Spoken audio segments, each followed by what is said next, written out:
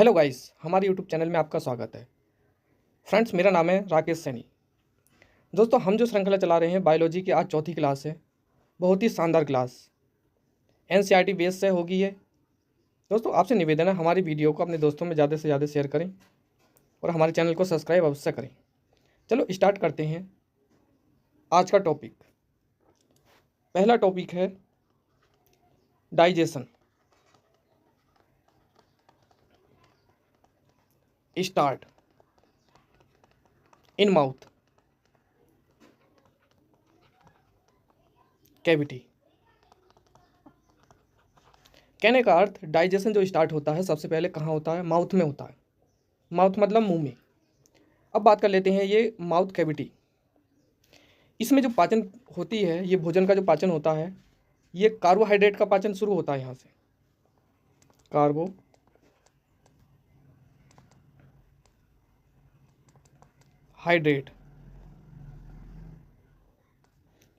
का पाचन शुरू होता है यहाँ से। पाचन शुरू। यदि ये क्वेश्चन आ जाता है कि माउथ कैविटी में कितने परसेंट हमारा भोजन पचता है, तो ये जो है 70%। हमारे मुंह में कितना परसेंट? 70% पाचन हो जाता है। ये किस रूप से होता है? तो एक ग्लैंड्स होती है सिलाइवा ग्लैंड्स। इसको बोला जाता है लार ग्रंथि। लार ग्रंथि ये किस फॉर्म में होता है? तो ये होता है एमाइलेज के फॉर्म में। एमाइलेज के। और एमाइलेज जो है किस फॉर्म में होता है? ये होता है कार्बोहाइड्रेट के रूप में।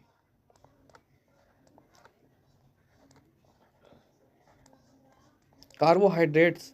और कार्बोहाइड्रेट एक तरीके की क्या होती है? ग्लूकोज होता है। क्या होता है फ्रेंड्स? ग्लूकोज। अब बात आती है ये कि लार में कितना पानी होता है।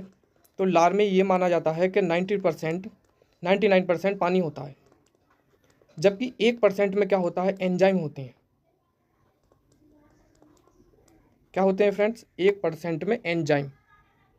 और जबकि 99% में क्या होता है? तो पानी होता है। अब बात कर लेते हैं सिलाइवा ग्लैंड्स। सिलाइवरी ग्लैंड्स, इसको बोला जाता है लारीय ग्रंथि। ये 3 तरीके से लार्वा निकलता है। कहाँ कहाँ से? पहले नंबर पर पेरियोटिक सिलाइवरी ग्लैंड्स से। हिंदी में बोलें तो कान के पास से। वहीं लार जो निकलता है और दूसरे पे सब मैंटिबुलर ग्लैंड्स। इसको बोला जाता है हिंदी में निचले बाले जबड़े में। और तीसरे कहाँ निकलता है? तीसरे से सबलिंगुअल सिलाइवरी ग्लैंड्स। हिंदी में बोला जाता है जीभ के नीचे से। मनुष्य के शरीर में जो लार निकलती है वो कहाँ कहाँ से निकलती है? एक तो कान के पास से, मुख में, और निचले वाले जबड़े से, और जीभ के नीचे वाले हिस्से से। इन तीनों जगह से क्या निकलती है? ना लार निकलने का काम होता है। अब लार का पीएच मान कितना होता है? तो लार का पीएच मान यह होता है 6.8। 6.8 क्या है? अम्लीय है, एसिडिक है ये। एसिडिक मतलब अम्लीय। यदि जैसे 0 से लेकर कितना होता है? 7, और 7 से लेकर कितना होता है? 14 होता है। ये जो माना जाता है ये अम्लीय होता है। 7 से नीचे अम्लीय, और 7 से ऊपर क्या होता है? क्षारीय। और ये होता है उदासीन। अगर 7 किसी का है तो क्या है? उदासीन। अब इसकी बात करें पीएच की, अगर ये इसकी फुल फॉर्म पूछे तो क्या होती है, पावर ऑफ हाइड्रोजन। क्या होती है, पावर ऑफ हाइड्रोजन। अब एंजाइम 1% में, एंजाइम परसेंटेज में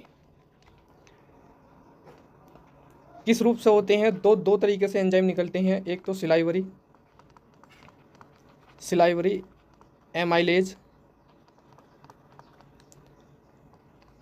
एंजाइम, या इसी को क्या कहा जाता है, इसी को ही पैट्रिलाइन एमाइलेज कहा जाता है, या इसको बोलते हैं टाइलिन बोलते हैं, दूसरे से लाइसोसोम। ये किस फॉर्म में होता है, तो ये होता है एकदम सूक्ष्म जीवों को मारने का काम। एमाइलेज के रूप में होता है लार। और एमाइलेज कितने प्रकार के होते हैं, 2, सिलाइवरी एमाइलेज एंजाइम या टाइलिन एंजाइम। एक होता है लाइसोसोम, ये इसका काम क्या होता है, सूक्ष्म जीवों को मारने का काम करता है। यदि एक बात और करें नोट, मुख में प्रोटीन और वसा का पाचन नहीं होता है, पाचन नहीं होता है। ये क्वेश्चन आ जाए कि मुख में प्रोटीन और वसा का पाचन होता है या नहीं, तो नहीं होता है। तो किस चीज़ का होता है, तो होता है कार्बोहाइड्रेट का। इस बात का अवश्य ध्यान रख लेना। अब दूसरे नंबर पर टॉपिक डालते हैं। दूसरे नंबर पर है डाइजेशन इन स्टोमच। इसको हिंदी में बोलेंगे आमाशय में पाचन। आमाशय में पाचन। इसमें बात कर लेते हैं एंजाइम के बारे में। तो एंजाइम में कार्बोहाइड्रेट का पाचन नहीं होता है। आमाशय मतलब पेट में जो है कार्बोहाइड्रेट का पाचन नहीं होता। कहाँ होता है, मुख में होता है। तो फिर किस चीज़ का होता है, तो प्रोटीन का और वसा का। ये दोनों ही प्रोटीन और वसा का जो है पाचन जो होता है हमारे पेट में होता है। और कार्बोहाइड्रेट का पाचन कहाँ होता है फ्रेंड्स, तो ये होता है मुख में। अब बात कर लेते हैं एंजाइम्स।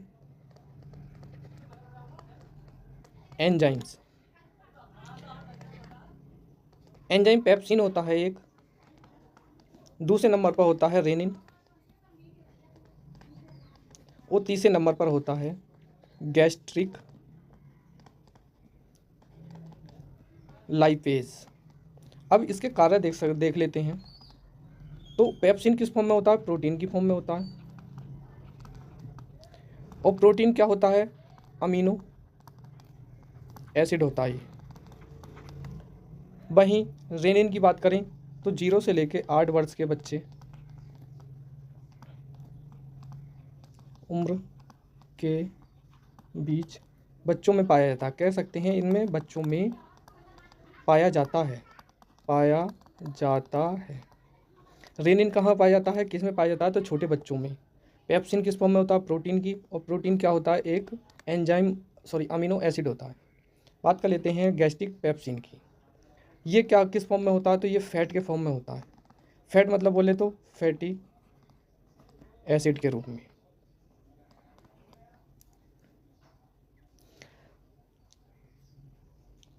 ये रेनिन की बात करें तो रेनिन किस में पाया जाता है, तो दूध में पाया जाता है। दूध में पाया जाता है, तो दूध में कौन सा एंजाइम होता है,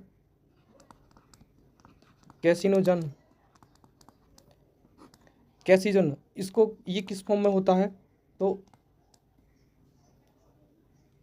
एम्यूलिफिकेशन किस फॉर्म में, पायसीकरण के रूप में होता है। अब हेडिंग डालते हैं पहले नंबर पर पेप्सिन। पेप्सिन क्या होता है, ये प्रोटीन होता है। प्रोटीन होता है तो किस फॉर्म से होता है, किस फॉर्म में, पेप्टोन, या इसी को क्या बोला जाता है, पेप्टिडस बोला जाता है इसको। 90% आंशिक रूप से होता है ये, आंशिक रूप से। ये प्रोटीन किस फॉर्म में होता है, तो पेप्टोन या पेप्टिडस के रूप में। हमारे शरीर में क्या होता है, पेट में, हमारे शरीर के पेट में पाचन होता है इसका। किस फॉर्म से होगा, तो डाइजेस्टेड फूड प्लस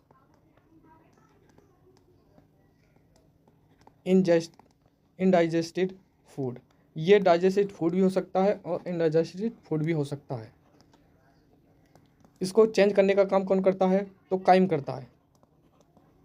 काइम का काम क्या है, जो पचा खाना है और अनपचा खाना है उसमें से प्रोटीन निकालने का काम करता है। यदि अगर बात कर लें जैसे एल्कोहल की पाचन क्रिया, तो ये कहाँ होती है, तो ये होती है स्टोमच में, पेट में होती है इसकी। और एल्कोहल क्या होता है, एक टॉक्सिक पदार्थ होता है, नशीला पदार्थ होता है। इसमें कौन कौन से पदार्थ होते हैं, एक तो पहले नंबर पर, और दो तरीके के होते हैं, एसीटोन और एक होता है एसीटेलेडीन हाइड्रेट। ये दो नशीले पदार्थ होते हैं जिनमें अल्कोहल से नशा होता है। अब बात कर लेते हैं दूसरे नंबर पर रेनिन। रेनिन क्या होता है, यह होता है दूध का पाचन करना, दूध का पाचन करता है रेनिन। ये 100% जो पाचन होता है किस फॉर्म से होता है, तो पायसीकरण से होता है, पायसीकरण। एक होता है एम्यूलेशन या पायसन बोलते हैं इसे। ये लिक्विड फॉर्म में हो सकता है और इसमें क्या होता है, वाटर होता है। ये दोनों तरीके से ही हो सकता है। और इसमें क्या पाया जाता है, तो केसीन पाया जाता है। दूध में क्या होती है, केसीन होती है, केसीन प्रोटीन। अगर ये पूछ ले कि दूध में कौन सी प्रोटीन होती है, तो केसीन प्रोटीन होती है। तो फ्रेंड्स, आज की वीडियो केवल इतनी ही रहेगी, जल्द ही इससे पार्ट लेकर आऊँगा। तब तक के लिए धन्यवाद। और दोस्तों, आपसे निवेदन है हमारी वीडियो को ज़्यादा से ज़्यादा दोस्तों में शेयर करें और हमारे चैनल को सब्सक्राइब करना ना भूलें। धन्यवाद।